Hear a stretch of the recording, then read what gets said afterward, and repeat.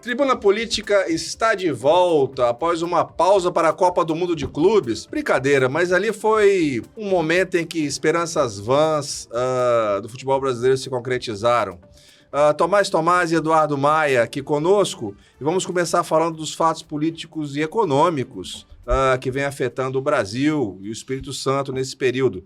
Não podemos deixar de falar, Tomás, começar falando do tarifaço de Trump.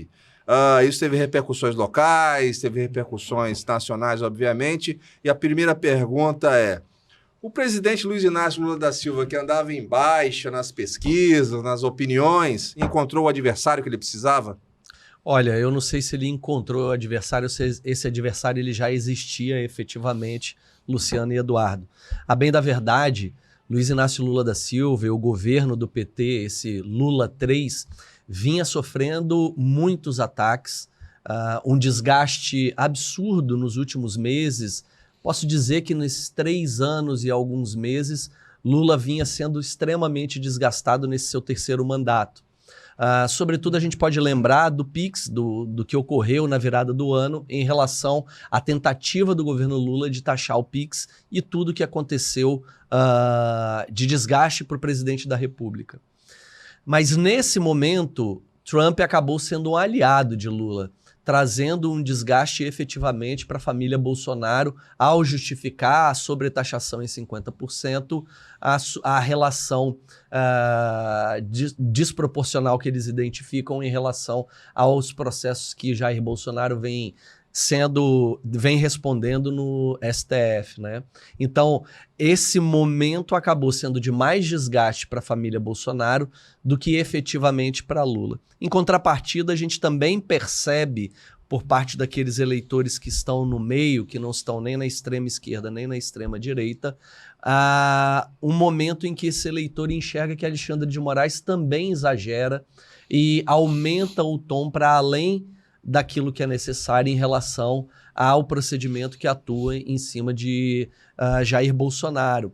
Um exemplo disso, nos últimos dias, a forma com que Alexandre de Moraes adotou medidas restritivas em relação ao presidente da República, como a forma que ele que ele deve se manifestar ou não, e isso atinge efetivamente, vocês dois que são jornalistas, a liberdade de expressão e a liberdade de imprensa, sobretudo de cobertura por parte da imprensa nacional. Então, um ponto que eu gostaria de lembrar é que não houve lugar no mundo em que Trump tivesse trazido a sua retórica e que apoiasse seus aliados locais. A ver o Canadá, que o Partido Liberal de Justin Trudeau vinha em queda vertiginosa e ele teve que fazer o step down no seu cargo e conseguiu colocar e eleger o novo primeiro-ministro canadense, muito por conta do povo canadense ter resgatado o seu nacionalismo e ter olhado para dentro de si, né? Esse tarifaço ele é injustificável para o Brasil, porque já temos mais de 15 anos em que a balança comercial América-Brasil, Estados Unidos-Brasil, essa balança comercial ela é superavitária para os Estados Unidos, então, em termos de política comercial, isso não faz sentido nenhum. E o meu olhar e o meu temor também vai para um outro aspecto que está um pouco apagado durante essas discussões, que é a declaração do secretário-geral da OTAN, em que diz e ameaça o Brasil de, se ele continuar a comercializar com Rússia e outros atores internacionais que estão num eixo afastado do que os Estados Unidos pensam, que o Brasil pode sofrer retaliações e sanções. Então, isso é um ponto que eu me preocupo. No momento atual, de tudo que eu tenho pesquisado e as pessoas que eu tenho conversado, não se enxerga uma saída momentânea para essa primeira ação de 50% que o governo de Trump vai aplicar ao Brasil. O Brasil tenta fazer uma pressão na cadeia produtiva americana, que é superavitária e que não quer perder negócios. Então, a gente tem que tentar entender quais serão os próximos passos. Acho que entraremos agosto, tomara que não seja agosto de Deus, seja um agosto mais positivo para o Brasil.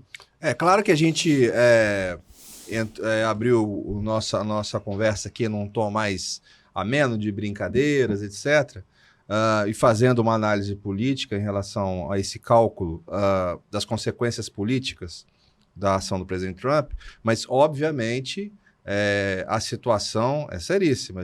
O jornal A Tribuna vem noticiando os setores como de pesca, no Espírito Santo, de mármore e granito, setores que estão prevendo perdas significativas e também de empregos com o tarifaço de Trump. Pode efetivamente ser o mês do desgosto, né? Para pegar a sequência aí. Mas, Eduardo Maia, assim como o tarifaço de Trump teve um efeito dentro da lógica do cálculo matemático político, de certa forma, servindo como um trampolim para Lula, porque provoca uma unidade, uma unificação, de certa forma, por assim dizer. Também no campo da direita, as medidas restritivas contra Bolsonaro tiveram algum efeito local. Quais seriam esses efeitos? Esses efeitos é basicamente a união da direita no Espírito Santo. É uma direita que já estava aí separada já há algum tempo. A gente pode relembrar que na disputa municipal de 2024, os maiores partidos da direita do Espírito Santo, como Republicanos e PL, não andaram juntos, né? Não coligaram, cada um teve seu projeto, encabeçados pelos seus respectivos presidentes, Eric Musso e Magno Malta. E isso parece estar caindo por terra, por conta das medidas cautelares impostas pelo ministro Alexandre de Moraes ao ex-presidente Jair Bolsonaro. Magno Malta, de última hora, convocou uma manifestação na Praia da Costa, Vila Velha, para os apoiadores do ex-presidente e convidou também o presidente do Republicanos, Eric Musso. E nos bastidores políticos capixabas já é sabido de que eles pessoalmente nunca tiveram boa relação, nunca foram muito próximos, pessoalmente também por conta da ideologia mesmo. Na eleição de 2024, muitos membros do PL até chegavam a caçoar do Republicanos e de seu presidente, falando que não existia direita conservadora, era uma bandeira, até 2024 pelo menos, muito utilizada por Eric Musso, de que o Republicanos representava uma direita conservadora e uma direita moderada. Então, o pessoal do PL não entendia muito esse significado, acreditava que somente o PL representava essa direita, por isso também houve essa separação dos dois partidos. Então, no último domingo, nessa manifestação em prol do Bolsonaro, Magno convida Eric Musso participa da manifestação, sobe no trio elétrico com Magno e outras lideranças do PL, tem um momento de fala na qual ele diz que a união da direita vai render bons frutos para o Espírito Santo em 2026. Então é um aceno claro de Eric Musso de Republicanos ao projeto do PL e, naturalmente, ao contrário também, aceno do PL ao projeto do Republicanos. O que se fala nos bastidores? É que o PL pode apoiar uma possível candidatura de Lorenzo Pasolini ao governo do estado, desde que o Republicanos deixe de lançar um senador e apoie Maguinha Malta, filha do senador Magno Malta, ao Senado. Então, o atual cenário político é esse. Claro que muita coisa pode mudar, algumas federações ainda estão sendo estudadas, muita coisa mesmo pode mudar nos próximos meses. A gente pode estar falando de uma situação completamente inversa dessa daqui a alguns meses, inclusive, mas o cenário atual é esse. Tomás, e um fenômeno interessante que me ocorre aqui agora, um fenômeno não, uma questão a ser analisada, dentro desse contexto de como os fenômenos externos acabam afetando a lógica local, mas no caso do governador de São Paulo, Tarcísio Freitas, que era visto como um nome cotado para uma candidatura no espectro da direita, nas próximas eleições presidenciais, o quanto que esse apoio inicial que ele deu, vamos dizer assim, né, as questões do tarifaço, vamos chamar de apoio, mas o posicionamento dele, isso pode afetar ou não o êxito de um lançamento de candidatura dele nas próximas eleições? Luciano, diferente desse cenário que o Eduardo apontou aqui no Espírito Santo, em que esses tarifaços e as medidas restritivas a Jair Bolsonaro influenciaram no movimento de união de algumas lideranças da direita, o tarifaço de Trump quase fez um racha muito profundo na direita nacional. Eduardo Bolsonaro se posicionou como o verdadeiro radical, aquele que é o defensor do bolsonarismo mais natural, e em vários momentos, chegou a publicamente se posicionar contra o governador de São Paulo, Tarcísio. E esse foi um movimento que teve um impacto na direita nacional muito profundo, expondo a vontade do filho de Bolsonaro de ser um nome a disputar a eleição, uma opção para a direita, diferente de Tarcísio. Então, diferente do Espírito Santo, esse movimento quase causou um racha interno na direita. A gente não sabe que profundidade isso pode ter, quais serão as consequências nos próximos dias, mas é verdade que Eduardo Bolsonaro se coloca mais como um defensor, o verdadeiro defensor do bolsonarismo e dessa direita mais alinhada com o trumpismo, do que o Tarcísio, que é um governador que está à direita, ele não é nem de centro, ele está à direita, mas que tem capacidade de diálogo com o centro, né? Então, é interessante a gente observar que um movimento que parecia de ajuda, na verdade, ele veio a atrapalhar o movimento da direita do Brasil. Agora, tem uma observação que a gente precisa de fazer, que esse tarifácio de Trump, ele faz muito mais sentido no combate ao posicionamento do Brasil no BRICS do que efetivamente uma defesa de Jair Bolsonaro e da democracia brasileira, como a direita quer carimbar e como Trump, em sua carta, trouxe para o povo brasileiro. A bem da verdade, a preocupação de Donald Trump e dos americanos é em relação ao padrão dólar e o quanto uma moeda do BRICS pode interferir e enfraquecer a economia americana. Perfeito. Eduardo, você que acompanha diariamente a movimentação nas câmaras, nos partidos, qual é o efeito que esse novo reforço da polarização trouxe nos debates, na Câmara de Vitória, por exemplo?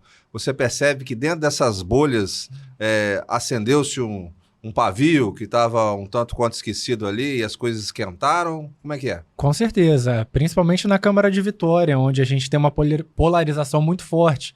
A gente tem aí de um lado o Armandinho Fontoura, Dácio Bracarense pelo PL e Davi Ismael pelo Republicanos, e do outro lado a gente tem a vereadora Ana Paula do PSOL, Carla Coser do PT e Juscelino do PT. As discussões têm sido muito intensas sobre esse assunto. Eles sempre se provocam, né? A direita sempre provoca a esquerda sempre provoca a direita. Mas nos últimos dias a discussão aumentou muito. Tem vereador já falando que tá com a ala de carnavalesca preparada para quando a prisão do ex-presidente Jair Bolsonaro acontecer. Os vereadores de direita falam que é uma perseguição, de que o país não vive uma liberdade, não vive uma democracia. Então, a gente deve continuar observando esses movimentos para as próximas semanas. Vamos migrar aqui para a questão do secretariado estadual? Tivemos uma mudança. Uma mudança relevante. Uma mudança relevante. O ex-prefeito da Serra, Sérgio Vidigal, deixou o governo. O que você nos traz de informação sobre essa movimentação? Bom, Luciano, primeiro a gente precisa destacar que foram pouco mais de 5 meses de Sérgio Vidigal à frente da Secretaria de Desenvolvimento. Ele veio para substituir Ricardo Ferraz, que o governador tem um projeto de lançá-lo candidato ao governo do estado ano que vem. Então, para isso, tirou Ricardo Ferraz da secretaria para ele começar a se viabilizar por todo o Espírito Santo. Então, Sérgio Vidigal assume a secretaria com os desafios que já tinham enquanto o Ricardo era secretário e ficou 5 meses.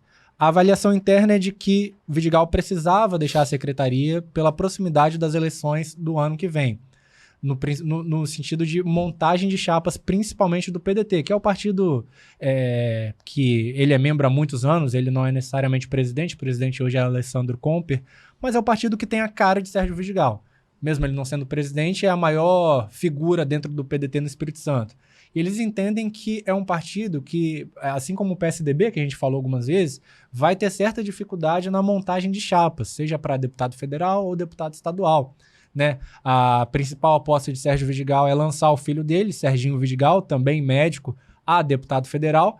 Então, ele precisava deixar a secretaria nesse momento para ajudar na montagem de chapa e para ajudar também ao filho, Serginho Vidigal, a se viabilizar por outras cidades. Ele tem ficado muito grudado com Everson Meirelles, prefeito da Serra, tem aparecido em várias solenidades, já tem feito essa pré-campanha que a gente chama, né? Pré-campanha, mas é preciso também fazer com que Serginho Vidigal saia desse polo da Serra e também circule por outros municípios. E o Vidigal deve ajudar o filho nesse movimento. Outras pessoas também ligadas ao ex-secretário Sérgio Vidigal já dizem que, caso o Serginho não se viabilize, o próprio Sérgio Vidigal seria um candidato a disputar a cadeira como deputado federal. Só que a gente precisa entender a questão da legenda, né, Tomás? A questão do coeficiente eleitoral. Seria uma disputa pelo PDT? É muito difícil, né? Um só candidato puxar tanto voto assim. Por isso que fala-se que até o próprio Serginho, caso realmente seja candidato, como o Vidigal pai quer, que ele possa até disputar pelo PSB, que é um partido co-irmão, é um partido que até haviam tratativas sobre uma possível federação. Então, para Serginho migrar para o PSB, é muito provável para poder disputar essa vaga à Câmara Federal. Mas o motivo, então, foi esse. A saída de Vidigal é para montagem de chapas e ajudar ao filho a se viabilizar como candidato a deputado federal. Tomás, como é que você vê essa movimentação, essa questão da montagem de chapas, nesse período que antecede, ainda um pouco distante das eleições? Olha, a gente está no momento embrionário do processo eleitoral de 2026. Mas para os partidos que têm a necessidade de cumprir a cláusula de barreira e ter acesso ao fundo partidário, ao fundo eleitoral, tempo de televisão e também ter acesso a espaços dentro do Congresso Nacional, sobretudo na Câmara Federal, é fundamental que tenham chapas fortes para deputados federais, né? A chapa de deputado estadual ela é muito importante, é um mandato em todos os estados, mas aqui no Espírito Santo o mandato de deputado estadual é um mandato muito robusto. A Assembleia é uma casa que tem uma estrutura muito importante para a política regional. Então, os partidos eles estão iniciando sua trajetória de montagem de suas chapas. A gente tem uma redução muito grande do número de partidos quando a gente compara com pleitos do passado, onde você tem menos partidos grandes, partidos esses que já estão ocupados por lideranças. Isso interfere no processo eleitoral majoritário, com certeza, mas tem um impacto muito grande na disputa por cadeira no Congresso Nacional, na Câmara Federal e na Assembleia Legislativa do Estado do Espírito Santo. Eu quero fazer um destaque sobre Sérgio Vidigal, que é o fato de que ele, apesar de ter deixado o governo agora, recentemente, Sérgio Vidigal foi um dos primeiros atores a se apresentarem em apoio a Ricardo Ferraço como pré-candidato a governador do estado.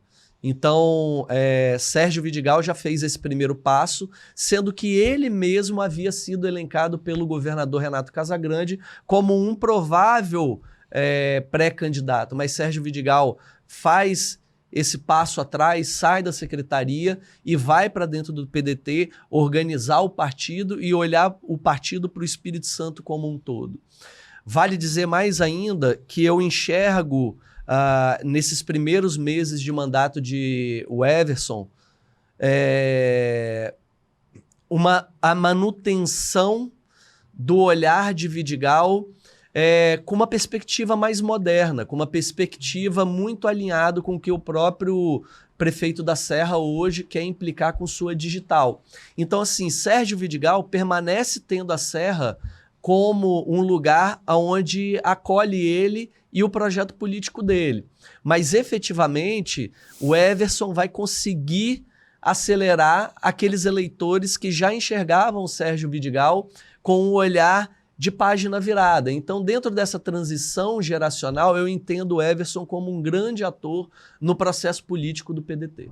Como de hábito, nós começamos falando aqui sobre... Nós dissemos que demos uma interrupção por causa da Copa do Mundo de Clubes e, como de hábito, nós encerramos a nossa conversa falando de futebol. As cicatrizes deixadas pela Copa do Mundo de Clubes. Eduardo Maia, na sua avaliação. Bom, a gente pode falar no quesito brincadeira ou sério, né? No A brincadeira é melhor. Na brincadeira? Eu fiquei feliz com o resultado final, né? Principalmente por um rival do Flamengo não ter ido à final. Gostei muito. Acredito que o Chelsea, pouca gente acreditava que seria campeão, né? Eu acho que deve ter atrapalhado as bancas de aposta de muita gente, né, Tomás? Porque o PSG vinha com um time muito grande. Agora, quanto ao Flamengo, eu acho que foi o time mais injustiçado, Luciano. Foi? Pegou a chave mais difícil, caiu logo no começo porque era um time muito superior e mesmo assim conseguiu ainda... E os flamenguistas pode dizer que foi um time que conseguiu ganhar do Chelsea, né? Com certeza. A gente ganhou de um europeu tradicional. Né? Um europeu que num curto médio prazo teve uma história europeia, né? Agora, tem outros times europeus que a gente não ouve falar há 25 anos, né? Desde que Ronaldo Fenômeno tinha joelho bom, que era magrinho, né? É isso. Que time? Não sei. Seu contraponto? Meu contraponto é que eu fiquei feliz demais com o resultado do Fluminense. A gente, como você disse, eu tinha uma esperança vã de que o Fluminense poderia ir adiante e poderia chegar na final. Acreditei nisso e acho que fazia sentido, porque o Fluminense fez uma Copa do Mundo muito bem estruturada, a equipe soube jogar contra seus adversários, venceu da Inter de Milão por 2-0, dominando o jogo, controlando a partida, empatou com o Borussia Dortmund numa partida também que o Fluminense jogou muito bem, poderia ter vencido, se o Everaldo tivesse chutado a gente teria vencido, mas para além disso... Se a minha mãe fosse homem eu teria 2 pais, né? É mais ou menos Meu isso. Deus do céu. Mas vejam vocês, o Flamengo ficou feliz de ganhar do Chelsea reserva. Então o Flamengo, que ganhou a Copa Toyota alguns anos atrás, agora também ganhou do campeão mundial. Mas o que fica dessa Copa do Mundo é que o melhor resultado de um time brasileiro no Mundial foi do Fluminense. A 4ª posição, encheu os cofres de dinheiro e agora está vivendo uma ressaca, perdeu os últimos jogos aí do Campeonato Brasileiro, mas vai reverter e a gente vai chegar no G4 ali com certeza e beliscar uma vaguinha de Libertadores. Para além disso, que fique anotado, como eu anotei que na Copa do Mundo pode fazer o print, o Fluminense ia empatar com o Borussia Dortmund, empatou, iria se classificar, Eduardo falou que não iria, e o Fluminense chegou na semifinal. Eu quero cravar que o Fluminense vai ganhar a Sul-Americana e eu quero cravar que o Fluminense vai chegar à semifinal, no mínimo, da Copa do Brasil. Anotem. Faremos esse 3 coisas breves, Luciano. A primeira, tudo voltou ao normal. Os últimos 4 jogos eles perderam 4 vezes. A segunda, se o Flamengo pegasse a chave que o Fluminense jogou tão bem no período da Copa do Mundo, o Flamengo era campeão, né? E a terceira coisa é que um tricolor falar que o Fluminense vai ganhar, de boca cheia, falar que o Fluminense vai ganhar uma Sul-Americana é sofrível, né? Sofrível. Não sei por quê. Bem, vamos encerrando então aqui o nosso apêndice futebolístico, mas fica aquela questão, né? Eu tô com a amarga sensação, após a Copa do Mundo de Clubes, e agora falando a sério, que eu tenho no basquete brasileiro, né? Eu fico com receio de que a gente comece a comemorar esporádicas vitórias contra o basquete americano, porque nós não temos condições de superá-los, né? Eu fico assim pensando quando a gente é incapaz de superar times europeus e considera que isso não tem uma possibilidade de reviravolta no curto, médio prazo, né? Luciano, aí tem um tema sério na minha visão. O Brasil deveria enxergar o quanto da sua construção identitária está ligado ao futebol. Então, às vezes a gente brinca que dos assuntos que não são sérios, o mais sério é o futebol. O futebol brasileiro poderia ser um produto extremamente importante para mostrar o Brasil para o mundo e até mesmo um produto que tivesse valor interno. Como é maltratado, né, Eduardo, o Campeonato Brasileiro, como é maltratada a nossa América do Sul em termos do que a gente tem da Conmebol. A gente tem valores importantíssimos, joias que vão para fora do Brasil. E assim, falando muito seriamente, até como cientista político, eu já fiz essa análise, aqui vai um elogio, sim, sem clubismo nenhum, que eu tenho um olhar muito positivo para a coragem que teve o Flamengo de construir o que ele tem de gestão nos dias de hoje. Alguns dias atrás, a gente tem observado, por exemplo, a SAF do Atlético Mineiro num momento sofrível. E a gente pode observar um Flamengo poderoso, forte, que tem a condição de construir uma equipe forte, mas que não fica fazendo loucura independente das diferenças políticas que possam existir dos grupos políticos que tem dentro do clube. Isso tudo começou lá atrás com o Bandeira, e esse projeto do Bandeira, ele tem tanta profundidade que o estatuto do Flamengo hoje, para ser mudado e as pessoas, algum dirigente fazer algum tipo de loucura, ele tem que congregar uma força do mal tão grande que eles não conseguiriam. Então, valores mais vultuosos de investimento no Flamengo têm que ser aprovados na Assembleia. Quase que a lógica de um parlamento aprovando as contas do Poder Executivo. Então, assim, é louvável a gestão do Flamengo. Aqui eu não estou falando do que aconteceu de dirigentes do clube se manifestarem publicamente em relação a alguns jogadores. Esse tema pontual é um problema, como eu disse, pontual, mas o que eu quero enaltecer é o quanto o Flamengo trouxe para si uma gestão que faz com que o Flamengo pode sim, nos próximos anos, ser um clube como o Real Madrid, que vai ganhar tudo e vai deixar o futebol brasileiro longe e distanciado daquilo que mais é importante no Campeonato Brasileiro hoje, que é o fato de alguns clubes, mesmo com menos investimento, terem a chance de ser campeões. Hoje a gente está, nesse dado momento, com o Cruzeiro liderando o Campeonato Brasileiro. Cruzeiro esse que começou a temporada de forma capenga, mas que agora está encontrando o seu caminho e está disputando a parte de cima da tabela. Para encerrar, que eu me alonguei elogiando muito o Flamengo, não devia ficar fazendo isso. O sorriso de Eduardo mostra muito essa... Exatamente. Mas de maneira muito séria, eu quero dizer que o projeto do Palmeiras, ele também tem um viés positivo, mas o do Flamengo é muito mais sustentável. Porque no momento em que o Palmeiras tiver uma mudança de benemérito, ou seja, se sentar na cadeira alguém que não tenha condição de ser um grande benemérito para o clube, como é a Leila, diga-se de passagem, eu também quero elogiar ela como presidente do Palmeiras, fala muitas coisas que muitas vezes a gente vê nenhum homem falar e nenhum dirigente ter a coragem de falar. A Leila tem a coragem de falar aquilo que um presidente tem que falar. A Leila, e ela é uma empresária, né? Então ela sabe como se comportar nesse meio, mas para além disso, a gestão do Flamengo ela é muito mais bem consolidada, estruturada, seja no campo da política, administrativamente. Acho que peca um pouquinho no profissionalismo do futebol e poderia melhorar nesse sentido, mas eu acho que eles vão observar isso para frente. Enfim, fica aqui um elogio de um tricolor fanático pelo Fluminense, apaixonado, mas que reconhece o que a gente tem de experiência positiva. Eduardo, encerre em uma palavra. Acompanhe o relator. Esse foi o Tribuna Política com o apêndice do futebol brasileiro. Obrigado pela audiência.